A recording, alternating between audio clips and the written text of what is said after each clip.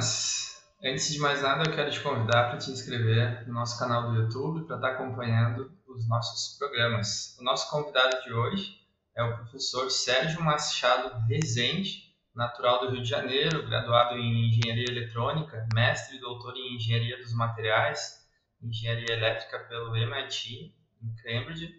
Foi professor na PUC do Rio de Janeiro, Unicamp, e desde 1972 é professor titular no Departamento de Física da Universidade Federal de Pernambuco. Na década de 90, foi secretário de Ciência, Tecnologia e Meio Ambiente em Pernambuco, no governo de Miguel Arraes. Foi presidente do FINEP de 2003 a 2005 e ministro de Ciência e Tecnologia no governo Lula de 2005 a 2010. Professor Sérgio, muito obrigado por ter topado o convite e participar aqui do nosso programa de entrevistas. Bom dia a todos que estão conosco, bom dia a você, Zine. Eu é que agradeço o seu convite para estar aqui hoje e essa oportunidade de falar sobre a ciência e a tecnologia, essenciais para o nosso desenvolvimento. E agora que nós temos um novo governo federal liderado pelo presidente Lula, que mostrou no seu primeiro governo como ele valoriza a ciência, a tecnologia e a educação. Temos agora, de novo, o presidente Lula no comando do governo, já temos uma ministra da Ciência e Tecnologia, que é uma engenheira elétrica também, Luciana Santos, formou-se na Universidade Federal de Pernambuco, e aqui em Pernambuco ela foi secretária de Ciência e Tecnologia no governo de Eduardo Campos. Então, é uma pessoa muito sintonizada com as questões da ciência e tecnologia. Temos, então, agora um novo cenário no Brasil e dá muita alegria poder falar desse tema. Professor Sérgio, o senhor foi ministro de Ciência e Tecnologia no governo Lula e presidiu o FINEP. Como foi conciliar a academia, a vida acadêmica, com a política e quais foram os maiores desafios encontrados? Essa é uma boa pergunta, Zine. Não é fácil conciliar a vida acadêmica, eu não diria só com a política, com a gestão de uma maneira geral.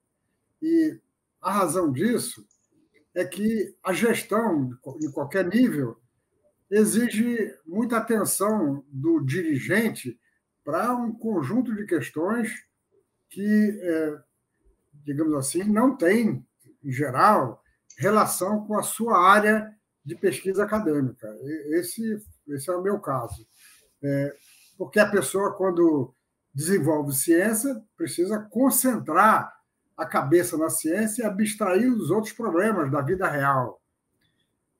Eu consegui conciliar porque, desde cedo, eu organizei minha prática, minha cabeça, digamos assim, para fazer isso.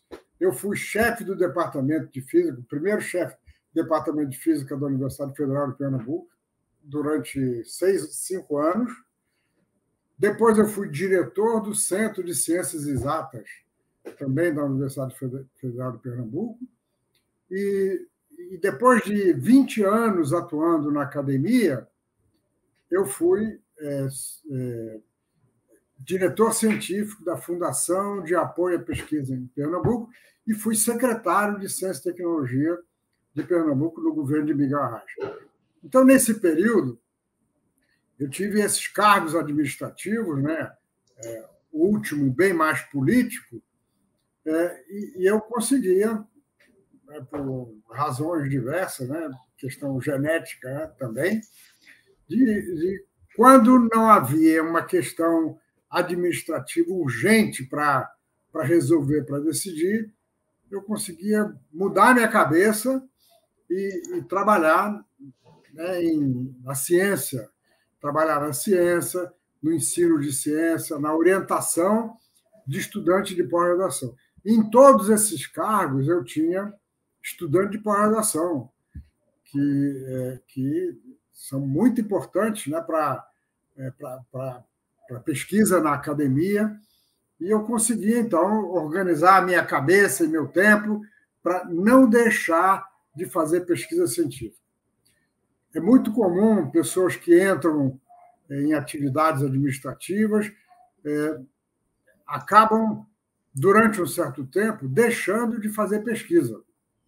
E se a gente ficar 4, 5, 6 anos sem fazer pesquisa, a gente perde o bonde da nossa área de pesquisa científica, a gente perde o caminho, né? Porque o conhecimento está evoluindo permanentemente. Então, uma pessoa que deixa de fazer pesquisa durante 5 anos tem muita dificuldade para voltar à vida acadêmica de pesquisa, né?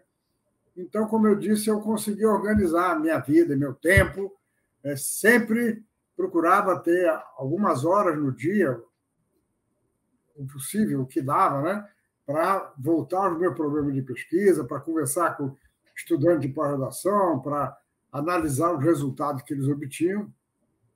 E quando eu fui para a FINEP, naturalmente, isso ficou mais difícil. Nos primeiros meses, eu praticamente não tinha atividade acadêmica, mas à medida que eu fui conseguindo entender as questões envolvidas na presidência da FINEP, então as primeiras medidas estavam tomando forma, eu consegui, então, botar minha cabeça para fazer pesquisa científica. E no Ministério da Ciência e Tecnologia ocorreu a mesma coisa. Quando eu assumi, eu fiquei alguns meses dedicado à gestão da política científica no Brasil.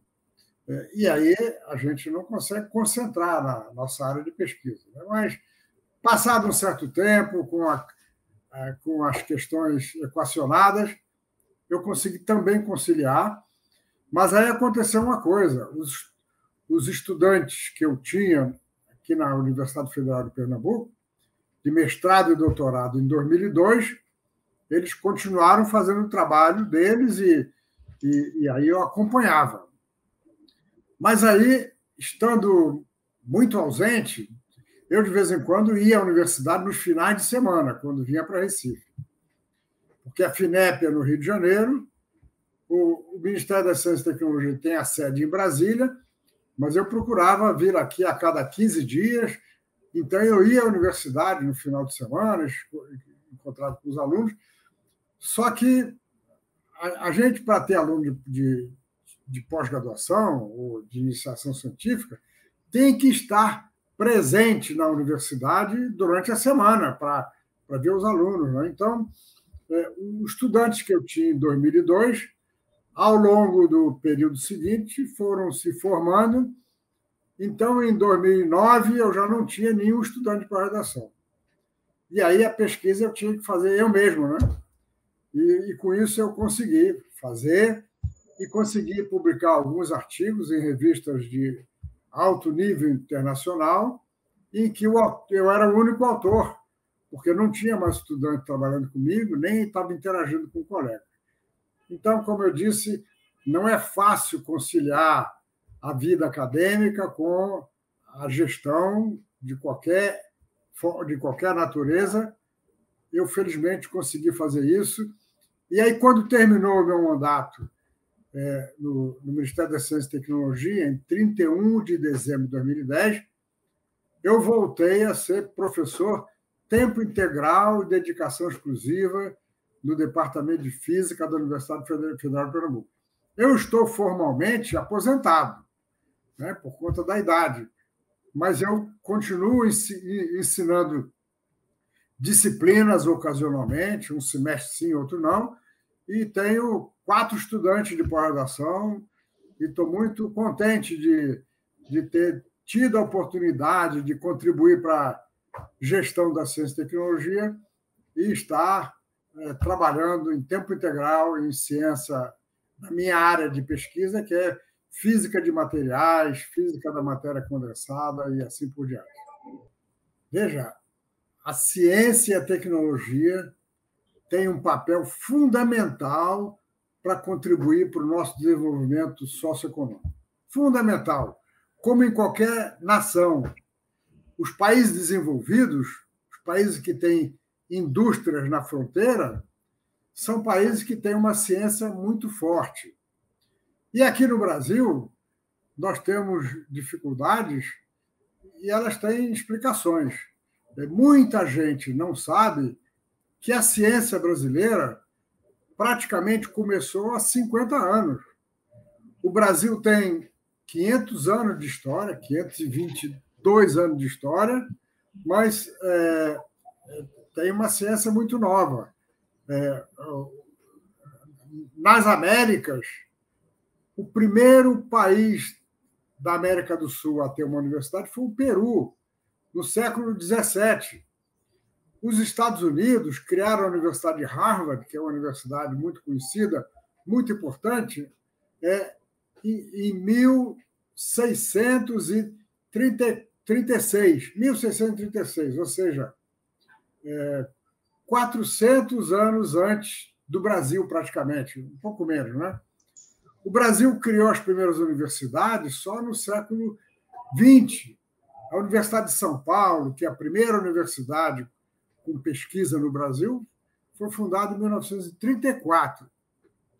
Portanto, 300 anos depois da Universidade de Harvard. E a pós-graduação no Brasil, que é onde são formados os pesquisadores, só iniciou em 1968. 68, há 53 anos.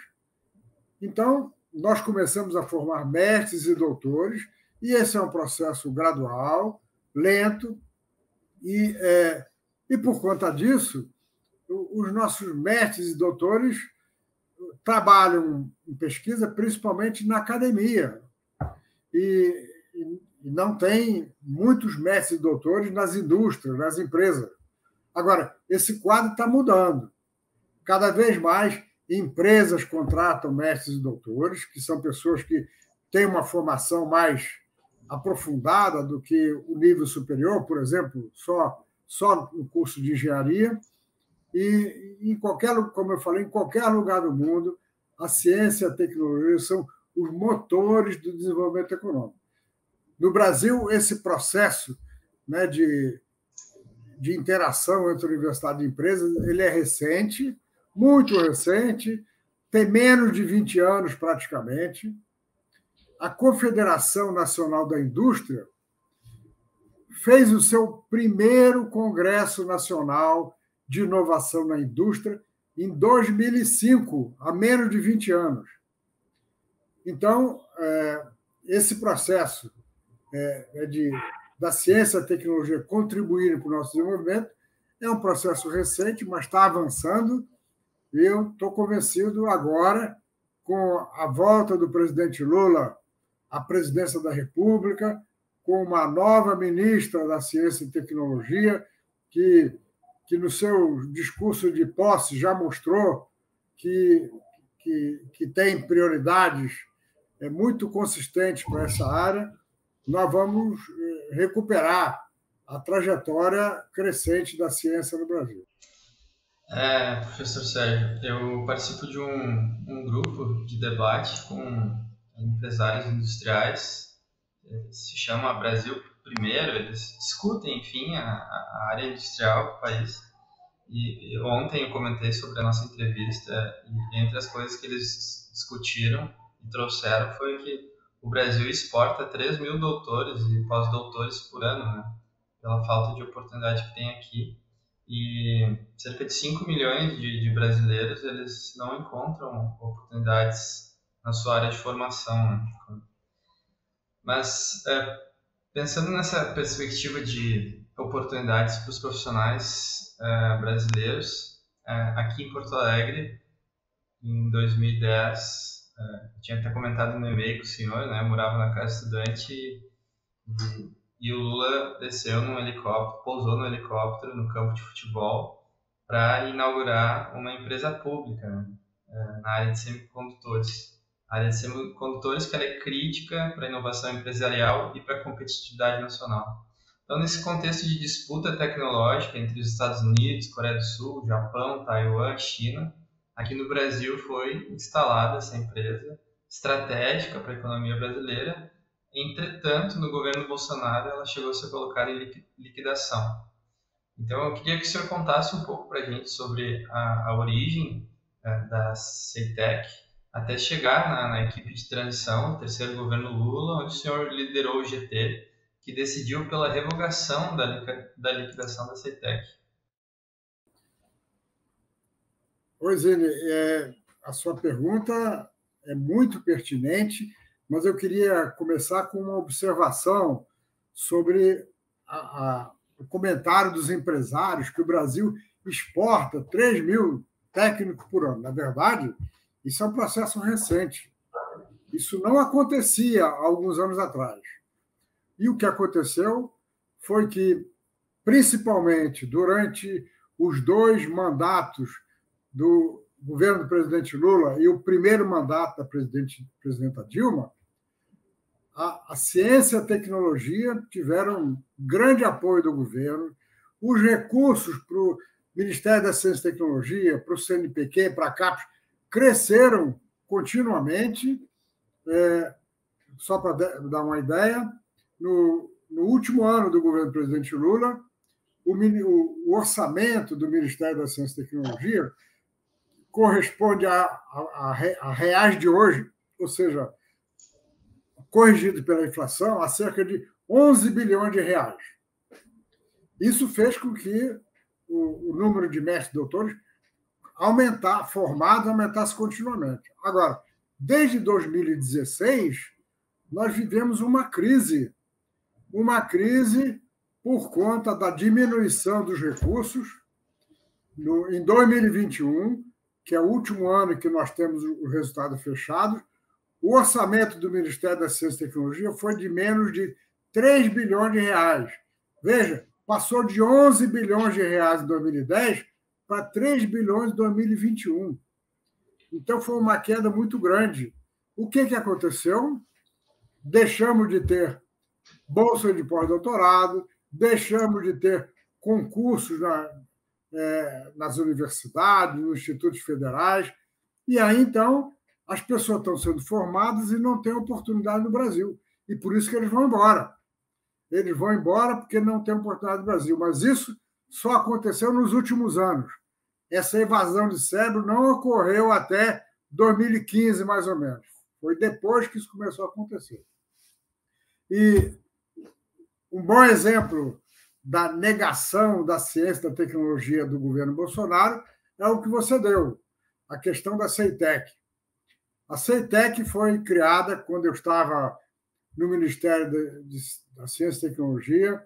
Eu sempre tive uma ligação muito grande com a tecnologia eletrônica. Eu fui formado, como você disse, no começo, em engenharia eletrônica na Universidade Católica do Rio de Janeiro. Depois fui para fora, fiz o mestrado, doutorado em engenharia elétrica e materiais e, portanto, tenho uma ligação com essa área. A minha atividade no Brasil é em física, mas eu sempre tive um pé na tecnologia. E durante o governo do presidente Lula, então, nós começamos a construir a CETEC porque não havia uma só empresa, nem brasileira, nem estrangeira, no Brasil, fabricando circuitos integrados, chips, que são essenciais para todos os equipamentos modernos, em muitas áreas. Né? Nós estamos falando aqui agora, remotamente, porque nós temos a comunicação digital, nossos computadores e tudo isso, né? Eles são feitos por chips, por circuitos integrados. Então, a CETEC teve o prédio concluído em 2010. O presidente Lula, que sempre valorizou a área e apoiou a criação da CETEC, ele visitou a fábrica durante a construção, em 2009, e ele esteve lá, e ele disse às pessoas que estavam naquele momento na CETEC que já tinha sido criada formalmente, mas operava num prédio provisório, mas já tinha um engenheiro lá. Ele disse: eu voltarei aqui no próximo ano para a inauguração da fábrica. E na inauguração da fábrica, então, em 2010, ele foi para a inauguração. O engenheiro Zini teve essa oportunidade de ver o helicóptero do presidente pousando próximo de onde ele estava, né, ali na morada dos estudantes, e o presidente foi lá pessoalmente para inaugurar. Isso é uma demonstração de quanto ele valorizava a ciência e a tecnologia. E aí o que aconteceu? A CETEC demorou um certo tempo a começar a publicar os chips, a produzir chips. A primeira produção é de 2012, demorou mais alguns anos até dominar os processos mais sofisticados, né, de produção de chips, e gradualmente ela foi aumentando o seu mercado, mesmo sem as compras governamentais. É importante que se diga isso, porque em qualquer país do mundo, empresas sofisticadas, inicialmente, para elas se estabelecerem, os governos compram seus produtos, mesmo que eles sejam mais caros do que produtos importados. Para quê? Para que a empresa ganhe fôlego, tenha recursos, ela se torne lucrativa e ela aumente o seu portfólio de produção. Os governos negacionistas não fizeram isso, não compraram os produtos da CETEC. Então, ela acabou ficando deficitária, e aí esse governo que acabou de sair resolveu liquidar a CETEC, liquidar uma empresa de alta tecnologia, que é um bem precioso para qualquer país. Felizmente, o Tribunal de Contas da União sobrestou esse processo, porque detectou várias irregularidades no processo de liquidação, parou o processo de liquidação e, felizmente, chegamos ao governo do presidente Lula com a CETEC, que, como já anunciou a nova ministra Luciana Santos, ela vai revogar a liquidação da CETEC. Naturalmente, vamos ter um trabalho razoável para recompor, né, os projetos da CETEC, para a fábrica voltar a produzir, mas a CETEC foi salva pelo como a gente diz, no gongo, no último minuto da luta. Estava quase sendo nocauteada a CETEC, aí tocou o gongo e saiu o presidente anterior, fugiu, ele não sabe, ele fugiu, foi embora, e assumiu o presidente Lula, e a CETEC vai ser recuperada, como já anunciou a ministra Luciana Santos. Professor Sérgio, ao final de 2022, os Estados Unidos eles anunciaram em laboratório a geração de energia elétrica superior ao consumo no processo de fusão nuclear, uma descoberta, enfim, que pode ser uma das soluções para a finitude dos combustíveis fósseis. Nesse contexto, o governo dos Estados Unidos só em 2022 investiu 900 bilhões de reais em ciência e tecnologia, enquanto o orçamento aqui do Ministério de Ciência e Tecnologia foi de 6,6 bilhões, isso sem contar o que pode ter sido contingenciado, né? E mesmo os dados que o senhor traz do governo Lula, que eram de 11 bilhões, atualizados para o dia de hoje, quase o dobro, né, do que está previsto, mas mesmo assim, frente ao que os Estados Unidos investem, por exemplo, é muito ínfimo, né? Como promover ciência nesse catastrófico cenário de parcos e investimentos aqui no Brasil?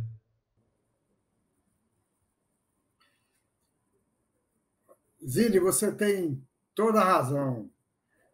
Nós temos um cenário catastrófico por conta dos dois últimos governos, que reduziram os recursos para a ciência, que acabou fazendo, né, como aquilo que eu já falei, uma evasão de cérebros, e o Brasil precisa retomar o caminho. Essa área da fusão nuclear, é importante que se esclareça, ela tem sido pesquisada já há várias décadas. As pessoas, homens e mulheres que trabalham em fusão nuclear, têm como grande objetivo fazer com que uma reação de fusão nuclear produza mais energia do que consome. Vou falar um pouquinho sobre o que é isso.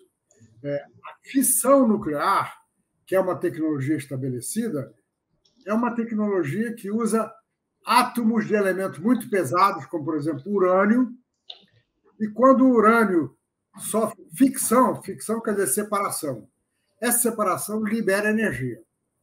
E a fissão nuclear, ela gera energia, mas ela é uma tecnologia muito já estabelecida e que, como sabem, ela também tem uma aplicação muito, muito dramática, que é a da bomba nuclear. A bomba nuclear é exatamente isso, é uma explosão nuclear no qual o núcleo, um átomo pesado, ele sofre fissão. A fusão é ao contrário. Ela é feita com átomos leves, em vez de átomos pesados. Quando dois átomos de água pesada, por exemplo, se fundem, eles também liberam energia, porque a fusão significa dois átomos, por exemplo, de hidrogênio, fundindo, fazendo um átomo de deutério, isso libera energia. E é essa energia que faz as estrelas brilharem. O Sol, esse brilho que vem do Sol, é o brilho devido a uma reação de fusão permanente que ocorre lá e que os cientistas da Terra ficam tentando entender como isso funciona. Nós não conseguimos chegar no Sol para ver como é que essa reação, né, começou, não só no Sol, mas em estrelas muito distantes. Todas as estrelas têm o brilho que a gente vê à noite por causa da fusão nuclear. Pois bem, como você disse, no final do ano passado, os americanos anunciaram que conseguiram um processo para fazer a fusão nuclear. Mas o processo ainda, embora a energia liberada seja maior do que a energia que é colocada lá, o processo completo ainda é muito ineficiente, porque ele usa muitos lasers e a potência que os lasers usam para funcionar não foi computada nesse balanço energético. Então, ainda há muita pesquisa a ser feita em fusão nuclear. O Brasil tem alguns cientistas que trabalham nessa área. Por exemplo, o físico Ricardo Galvão, aquele físico que era diretor do Instituto Nacional de Pesquisas Espaciais. Ricardo Galvão fez o doutorado no MIT em fusão nuclear, trabalha nessa área há muito tempo, e ele era presidente do INPE. Quando o INPE produziu um relatório mostrando que o desmatamento no Brasil estava aumentando, o presidente da República mandou demiti-lo. Um absurdo total. Pois bem, nós temos, então, pessoas que trabalham nessa área e nós vamos precisar acelerar as pesquisas nessa área. Agora, eu quero chamar a atenção que o Brasil ainda pode substituir, mesmo sem a fusão nuclear, o Brasil pode substituir geradores de combustíveis fósseis que criam gás carbônico e que prejudicam o nosso clima, com energias alternativas, energia eólica e solar. O Brasil tem um parque de energia solar muito pequeno comparado com o da Alemanha, dos Estados Unidos, da Espanha. Nós temos apenas 1,5% da energia do Brasil utiliza energia solar, que é convertida através dos painéis fotovoltaicos. Então, o Brasil ainda pode aumentar muito a sua produção de energia solar e eólica antes de chegar a hora de usar a fusão nuclear, que nós não sabemos exatamente quando é que ela será comercialmente aplicada. Para isso, é preciso aumentar os investimentos. Isso vai acontecer já agora, em 2023. O orçamento do Ministério da Ciência e Tecnologia, que está no projeto de lei orçamentária para 2023, é de aproximadamente 15 bilhões de reais. como você disse, o de 2022 é aproximadamente 6 bilhões de reais. Já vai passar para 15 bilhões nesse ano, mais do que dobrar. Além disso, o BNDES, o novo presidente do BNDES, Aloysio Mercadante, já anunciou que o BNDES vai voltar a investir em ciência. O presidente anunciado da Petrobras, Jean-Paul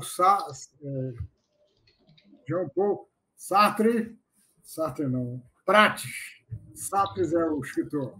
Jean-Paul Prates também já anunciou que a Petrobras vai voltar a investir mais em ciência e tecnologia. Então, o Brasil precisa voltar a investir em ciência e tecnologia, e a boa nova é que isso já vai começar a ocorrer em 2023. Enquanto o senhor falava sobre as alternativas de energia, né? O meu melhor amigo da faculdade, ele tem graduação, mestrado e doutorado, mas ele acabou indo para Química, e o orientador dele foi o Jair Todupont, que hoje é diretor da Química aqui da URGS. E, inclusive, quase ganhou o prêmio Nobel aí da Química com a descoberta de líquidos iônicos. E a pesquisa que eles têm tocado hoje é converter o CO2 de volta em combustível, né? Então, aquilo que a gente aprende desde a escola, de que uma reação de combustão é irreversível, na verdade, ela pode ser revertida, né? Então, acho que também é um grande achado, né? Só que, claro, para uma descoberta dessa poder ser colocada em prática e ter escala industrial, a gente precisa de muito mais investimento, muito mais pesquisa básica do que a gente tem hoje, né? Mas, professor Sérgio, em 2022 o senhor participou de uma audiência pública realizada pelo Senado para discutir a política nacional de ciência e tecnologia. Qual a sua opinião sobre essa política? Zine, ótima lembrança sua, e eu realmente participei dessa audiência pública, que foi convocada exatamente pelo senador Jean-Paul Prates, que agora vai subir a Petrobras. Ele, no Senado, sempre foi um defensor da ciência e tecnologia. O Senado resolveu fazer essa audiência porque este governo que acabou de sair passou 3 anos achatando os recursos para a ciência, sem nenhuma política de ciência e tecnologia. No último ano, por conta de uma lei que foi originária no Congresso e aprovada no Congresso sem a autorização do governo federal, aprovou uma lei acabando com o contingenciamento do principal fundo de apoio à pesquisa, o Fundo Nacional do Desenvolvimento Científico e Tecnológico, FNDCT. Pois bem, foi exatamente porque o contingenciamento foi proibido que o orçamento do Ministério da Ciência e Tecnologia passou de 3 bilhões em 2021 para 6,6 bilhões em 2022. Ainda não temos o número final, mas é aproximadamente isso. Então, esse governo negacionista da ciência resolveu fazer um projeto de lei para instituir uma política nacional de ciência e tecnologia. Então, a minha posição naquela audiência pública foi que não tem cabimento um governo que desfez a ciência, negou a ciência, no final do mandato. Essa audiência, se não me engano, foi em agosto, não lembro exatamente o mês, julho ou agosto. Era entre o primeiro e o segundo turno, né? Acho que 2 semanas antes do segundo turno. Foi, né? Exatamente. Então, eu disse naquela audiência, onde estava o ex-ministro da Ciência e Tecnologia, que não tinha cabimento esse governo, em final de mandato, propor uma nova lei de ciência e tecnologia.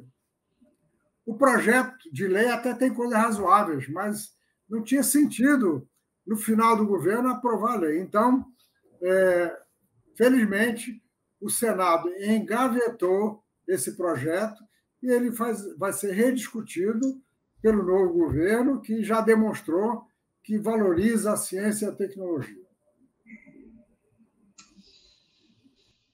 Professor Sérgio, em 2023 vai ser realizada a Conferência Nacional de Ciência e Tecnologia. Quais são as expectativas para esse evento? Zini, você mencionou no começo que eu coordenei o Grupo Técnico em Ciência, Tecnologia e Inovação da Comissão de Transição. E isso aconteceu. Nós tivemos, eu mais 15 colegas de vários lugares do Brasil, de várias áreas, né, da ciência, discutindo o cenário da ciência e tecnologia e fazendo recomendações para a ciência e tecnologia. E aí, com relação à conferência, nós argumentamos o seguinte: a última conferência de ciência e tecnologia feita no Brasil foi em 2010, último ano do governo do presidente Lula. Desde então, não houve conferência.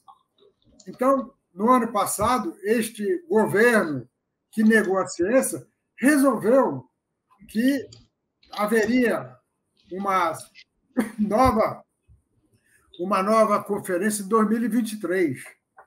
Então, o nosso argumento é que a conferência deverá ser essa nossa recomendação, e que eu acho que a ministra já acatou.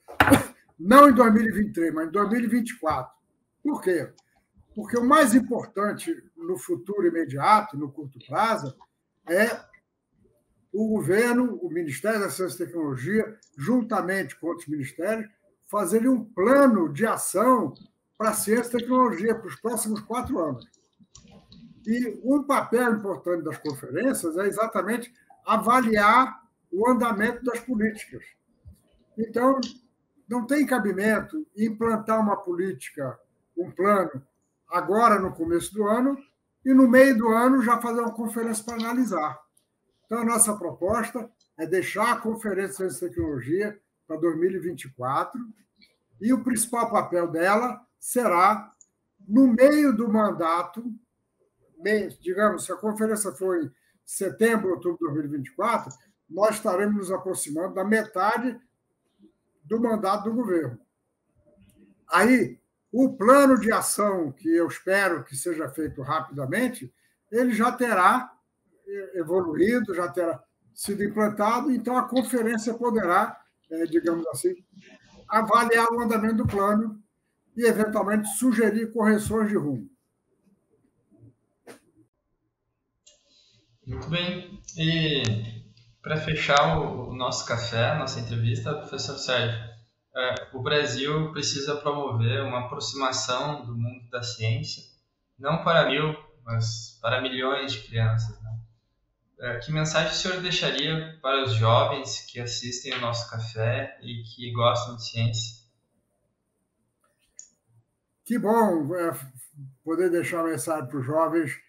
E, novamente, eu tenho que voltar ao governo do presidente Lula anterior. Em 2004, o presidente Lula orientou os ministros da Educação, da Ciência e Tecnologia a criar a Olimpíada Brasileira de Matemática da Escola Pública. Por que isso? Porque já havia, em 2004, uma Olimpíada de Matemática, mas que praticamente só entravam nela estudantes de escolas privadas, ou seja, gente de mais posse, classe média, e os alunos da escola pública não tinham coragem quase de se inscrever. Então, o presidente da República, percebendo isso, disse o seguinte: vamos fazer, então, uma Olimpíada só para as escolas públicas. A primeira edição foi em 2004, e o que aconteceu? A cada ano que passava, o número de estudantes inscritos aumentava. E o presidente Lula fazia questão de estar presente no grande evento de dar medalha para os estudantes premiados, com medalha de ouro, os primeiros, medalha de prata e medalha de bronze. O presidente Lula ia pessoalmente em algum grande teatro no Brasil, onde tinha um evento com as crianças. E em 2010, a Olimpíada Brasileira de Matemática na Escola Pública chegou a ter 20 milhões de inscritos, Zine, 20 milhões. Não são milhares, não, 20 milhões. A Olimpíada depois perdeu um pouco, né, do poder de atração. Nos últimos anos, o número diminuiu muito, mas agora, no novo governo Lula, a Olimpíada Brasileira de Matemática voltará a ser valorizada. E por que isso é importante? Porque a matemática é a ciência com a qual os alunos do ensino básico têm contato a primeira vez, do ensino médio também. A primeira ciência que eles têm contato é a matemática.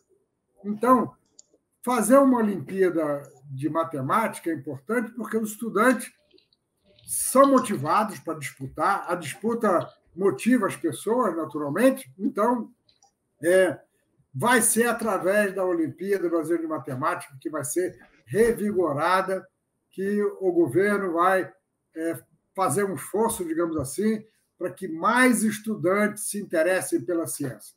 O Brasil precisa ter mais estudantes interessados na ciência, porque o nosso número de cientistas ainda é pequeno, e o número de cientistas que o Brasil tem em relação à população é pequeno comparado com o dos países desenvolvidos. Nós precisamos ter mais jovens interessados na ciência, porque, como falamos no começo, a ciência é o motor da prosperidade, é o motor do desenvolvimento econômico e social de qualquer país. Genial, professor Sérgio. Fiquei muito feliz com a oportunidade de ter essa conversa com o senhor, com essa brilhante trajetória que tem, tanto na pesquisa quanto na política brasileira. E, ao final, até me toca bastante, porque eu participei das Olimpíadas, né? Quanto isso me estimulou para estar hoje aqui onde eu estou, né? E fica a provocação também, que seria interessante ter uma Olimpíada de Química, né?